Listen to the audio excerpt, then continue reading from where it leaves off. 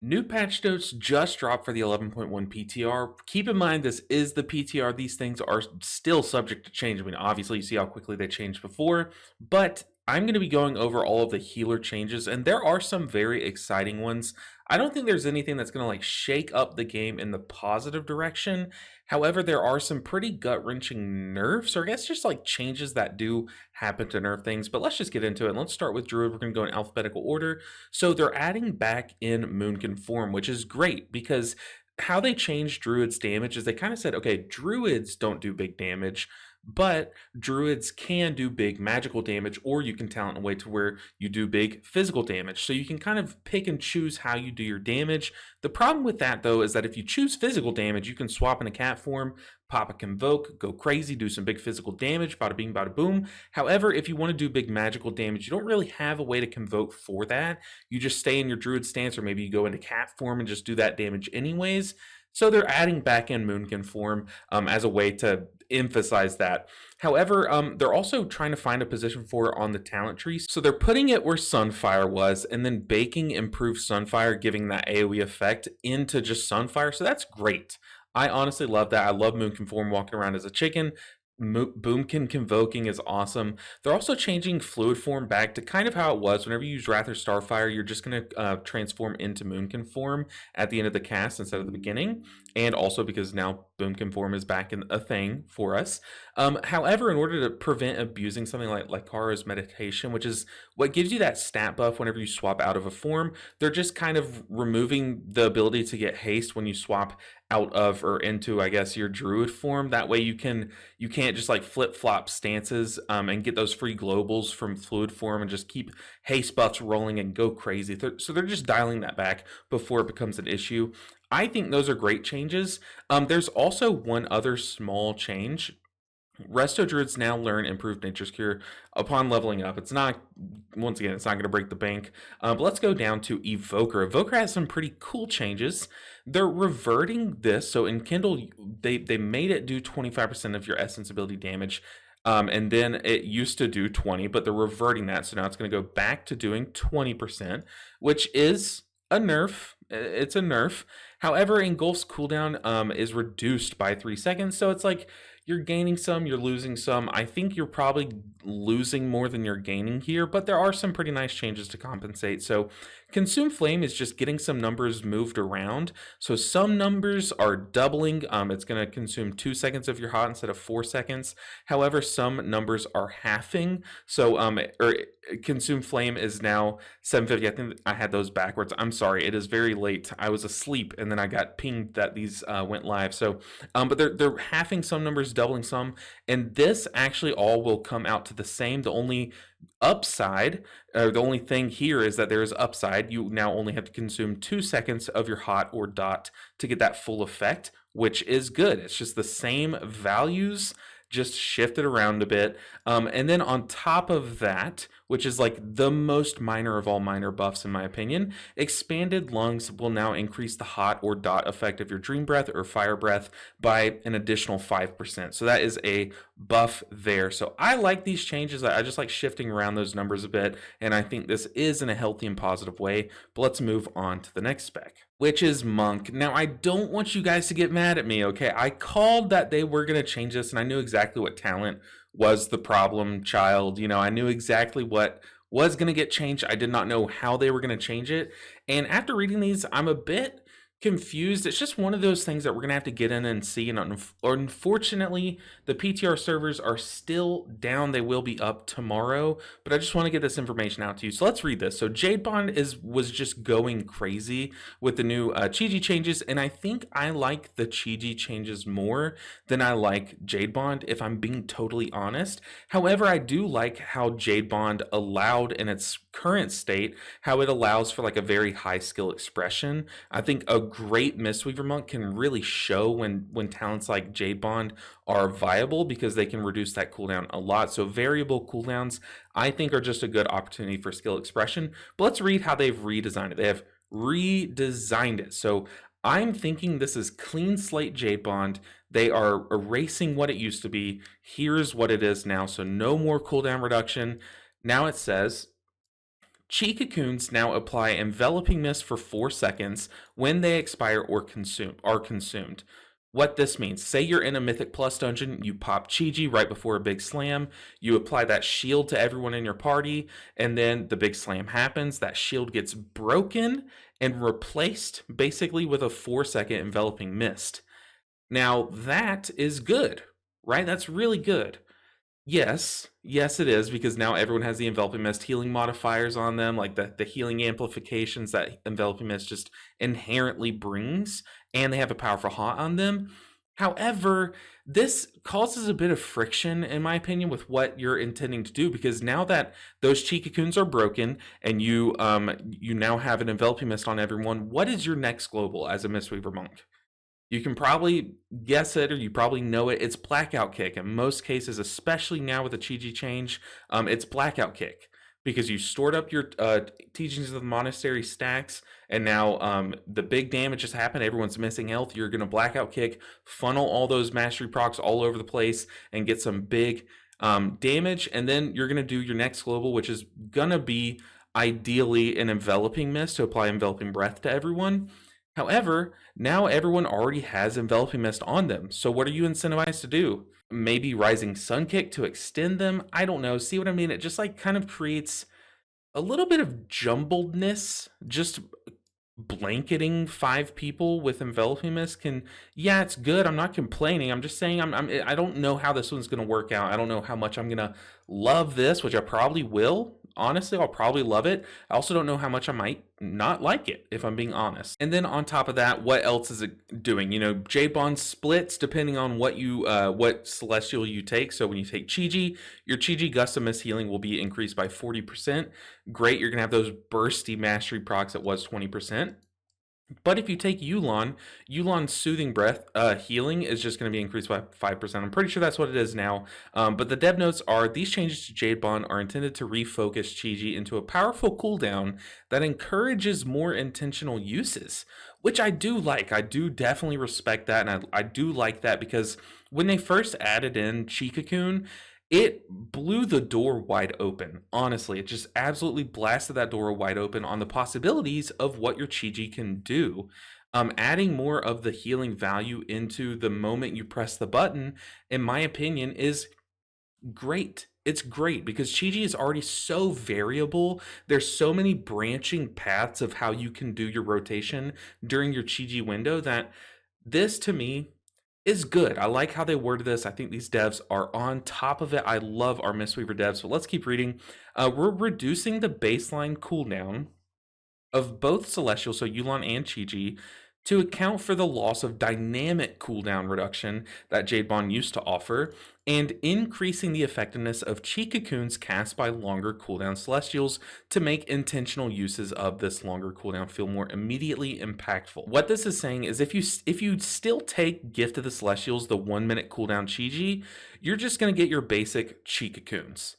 However, if you take Jade Bond, you're going to get the 2-minute cooldown instead of 1 minute, and your Chi Cocoons are going to come with this Enveloping Mist, which is, to me, I guess it makes sense. I used Mythic Plus as an example, but I guess that's not really fair to do, because I don't know if we're going to run Jade Bond or if we're just going to go back to running Gift of the Celestials in Mythic Plus.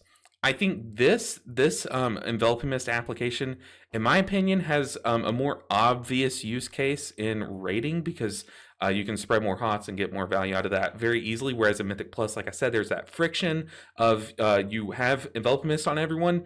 Should you imply another one? You know, so there is that friction. But I do like this. I think this is a good step in the right direction. Maybe we'll see these numbers get tweaked a bit. We might see this go up to like 50 or something. I have no idea. We'll just have to get in there and play it once it's finally live. Let's move on, though. It is a nerf. I think we were kind of crazy, though. You can't blame me for saying that we needed the nerf hammer. It's just undeniable. We were so crazy on the PTR. Okay, moving on. The cooldown of Invoke, Chi, the Red Crane, and Yulon have now been reduced to 2 minutes base. I love this. You now have the option of 2-minute Yulon, 2-minute Chi, or 1-minute Yulon, 1-minute Chi. I like this. It's just kind of just taking a minute off of your cooldown. I like this because now Revival is our 3-minute cooldown. These are our 2-minute cooldown. To me, it just makes sense. Chi Cocoon's absorb amount now scales with the cooldown of your Celestials, so now it's going to be 100% more effective when you are not using Gift of the Celestials. We've already seen them make changes like this. Think like our when we consume our Shayloon's gift stacks, if we're running Veil of Pride, we have to consume twice as many. Whereas if we're running Shao's Lesson, we only have to consume half as many in order to get the Yulon buff from our Gift of the Celestials tree. So we've seen them kind of do stuff like this. Depending on your cooldown, you get half the effect. It just makes sense to me. Jade Empowerment, which is our Crackling Jade Lightning buffs, now increases Crackling Jade Lightning's damage by 3,000, was 2,000%, and it cleaves at 10% effectiveness and was 25%. This is even more drastic of a change from what they've done coming into the PTR season. Before, we were obviously doing 2,025%, and that was a huge change. They put more of our damage into our single target. So if I'm hitting a singular boss, I will do a giant chunk to that person. And then if I have people to cleave off of, I'll still do more damage. I'll do more healing because I'm cleaving. Now they're emphasizing that even further. So if I'm hitting a single boss, we're doing even more damage. This is an amazing change. I love this. Also, it really helps not just on bosses, but on packs. If you have a priority target, say there's a caster or someone who's just melting your tank, get him dead real quick. Cast those Crackling Jade Lightnings with Jade Empowerment on them.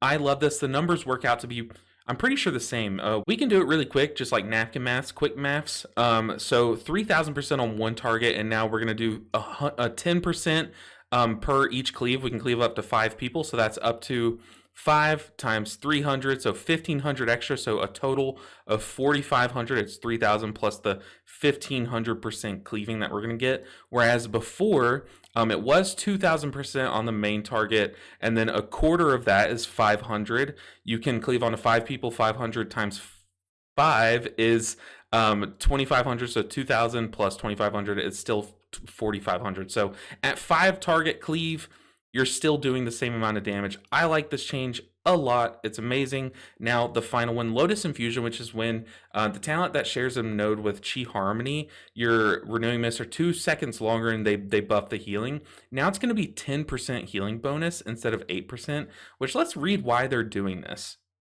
We're making a small adjustment to Lotus Infusion, given that we're expecting the upcoming class set to influence talent decisions around this talent node, and we'd like Lotus Infusion to remain a viable, more passive option for those who prefer it. I like this a lot. I like it a lot. It's just a buff to Lotus Infusion. I'm pretty sure I'm already running Lotus Infusion and Raid on live client, so I'm a fan of that. And then Yulon's Whisper is still in the game. Huh? Anyways, it's getting buffed. Okay. And moving on, we have Conduit of the Celestials, which is getting changed. It's going to do 225% more damage, which is pretty crazy. Love that. It's going to be more of a variable cooldown. You can use it for damage. If you have Chi-Ji, you have Revival, you have Shayloon's Gift fully stacked. If you have everything and you're like, I just need to put a button on cooldown, now you can use it for some damage. I love that. Heart of the Jade Serpent now triggers every time you cast your Shayloon's Gift. This is when you consume Shayloon's stacks. You're going to trigger all of that cooldown reduction, cycling on your Rising Sun Kick, Renewing Mist, and Life Cocoon, those things. Now it's going to trigger every time you cast Shayloon's Gift, and the effect of it is going to last longer depending on how many stacks you consumed of your Shayloon's Gift. I love this. I love this. You don't have to do, if you did a 6-stack Shayloon's Gift, and it's like, well, then I should probably do a 4-stack Shayloon's Gift to proc it, but that's kind of weird doing a 4-stack Shayloon's Gift. Like, it gets rid of that. It gets rid of that. Now, if you have to do a 7-stack Shayloon's Gift, rip it. And then you'll get the effect for a lesser amount of time. I like this change a ton. To me, it just makes sense. Then let's move on to Paladin. Speaking of making sense, this one, it's a head scratcher. I'm glad I'm a Mistweaver player, if I'm being honest. Okay, so Lightsmith Paladin, Tempered in Battle, which is where if your ally drops below 40%, then that has a shield on them. You're going to just start redistributing your health. Now it's only going to occur once instead of, I believe, over 4 seconds, which is Honestly, a big nerf. It's a big nerf, and I can't help but think that this whole chunk here should have just been tucked under the tank, the prop paladin section, because I don't know. This is cleaving some nerfs, I'm pretty sure, onto holy paladin. You hate to see it. Okay, commanding light now increases the healing transfer of your beacon by 5, was 10. That's a nerf. Truth prevails healing is decreased by 20%. That's a nerf. Greater judgments absorb is reduced by 25%. That's another nerf. Why are they nerfing these holy paladins? What is going on? Chaos. Well, if you'll pay attention, you notice that these are all like passive healing sources, or I guess shielding sources. These are all passive, and I know before you panic and say that God, they're just gutting Holy Paladin. You know what? I'll say it. I think this is a good change because they're adding that value. They're redistributing the strength back into spells that we actually play a part in. The player actually plays a part in. Holy Prism healing now increased by 20%. I don't know if this works on both the targeting your enemy and targeting your ally Holy Prism. I'm pretty sure it's both, but very cool. Prism is going to get some strength back. Holy Shock damage is increased. It's doubled, actually, which is insane. Very cool. And its healing is increased by 40%. I absolutely love that. Your Holy Shocks are going to hit harder at the cost of doing less passive stuff. I personally love that. Light of Dawn is still in the game. That's weird. It's getting buffed though. Holy Light healing is increased by 20% and now costs 7% base mana. It's just basically getting a mana reduction or mana increase. That's a mana increase. So that's a mana nerf. However, it's going to do more healing. So I think that's fine. I think you take that cut of mana for more, but 7% base mana is kind of high if you ask me. Divine Favor now increases healing done by Holy Light or Flash of Light by 20%, was 40%. This is what they've been shifting around a lot coming into the PTR. Let's read why they're changing it. Once again, these changes are targeted at redistributing some of the Holy Paladin's healing breakdown into a few active healing spells that are not having enough direct impact. To me, I like these, but I'm sure someone who has played Holy Paladin a lot more than me probably doesn't like these. I don't know. To me, this just makes you feel like the player has more of an impact. However, I guess you could argue that these also have an impact on your rotation. So I think it's a small W. Tell me what you think in the comments below. And moving on to a much shorter list, Discipline Priest Aegis of Wrath has been renamed. Imagine if that was the only thing they updated. No, it's been renamed to Eternal Barrier and it has been updated. It no longer decays over time, and instead it increases the duration of Power Word Shield by 5 seconds and its absorption by 20%, was 30%. So it looks like they're kind of nerfing this, but they're adding more duration to it and not making it decay, which, yes, they're nerfing that initial impact, I'm pretty sure is what this is saying of the shield, but it's just not going to decay over time. So I think as a Disc Priest, this is probably, I don't know. Is this a nerf or a buff? Maybe it's a nerf in the top end because you want a bigger shield and better players can kind of time it better so that decay doesn't really melt the shield more. But maybe for the average person, this might be a buff who's not pushing keys that need that bigger shield. I don't know. Maybe Disc Priest can tell me because the Aegis of Wrath has always perplexed me. I see people just like shrugging it off, and I don't see too many people taking it, and then I see some people like hyping it up a ton. It's just one of those talents. It's one of those talents that priest mains need to be in my comments telling me all about, because I really, really want to hear about it, because this change is very odd, but to me it does make sense because it's gonna make it easier to play with, I'm guessing. I don't know. That's a weird one for sure. And then moving on to Shaman. This one, all healing increased by 5%. We take those, baby. We love that.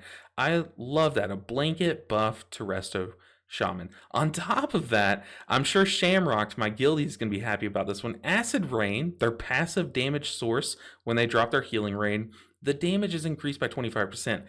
How many times do you think they've changed this number? How many times do you think they've tweaked this exact number or variable or coefficient in the past like 2 years. I can't even count. I don't have that many fingers. And then, but I love that. I love Acid Rain. It's one of my favorite damaging sources in the whole entire game. And I like that it's going to be brought back a little bit. Fixed an issue that caused, okay, it's just an issue fix. The baseline healing adjustment is aimed at keeping Resto Shaman's overall throughput similar to their level before Ancestral Guidance was removed. This makes sense. You remove their cooldown or one of their minor cooldowns. You just buff them up a bit so they're better across the board. I like that a lot. And is that the final healer? It is. It is. So pretty gutting change to Mistweaver, but I don't think I don't think it's scary. I'm not, as a Mistweaver main, I'm not like, oh man, why would they do that? I'm not. I'm like, I'm glad they did that so we're not like busted. And I'm excited to see what this plays like. I really am. I think it's going to be an exciting time to just try out basically a new version of Jade Bond. I'm excited. Hopefully you guys are too. Hopefully you're not yelling at me about me just getting something wrong. Like what even is this priest change? How do you even spell priest with a P? What even is this? Let me know all of that in the comments. What do you guys think? Are you excited to see my testing of the PTR after all of these changes are implemented? Because that will be coming soon. Make sure you're subbed so you don't miss it. Make sure you like this video if you liked it and if you like these changes. If you want to see the changes down yourself, the link will be in the description below to this exact page so you can see. But also make sure and check the full development notes so you can kind of compare and see all the changes side by side. But guys, that's going to do it for this video. I'll see you guys in the next one or on my next stream Monday, Wednesday, Friday at 1 p.m. Central. Until then, take care, guys.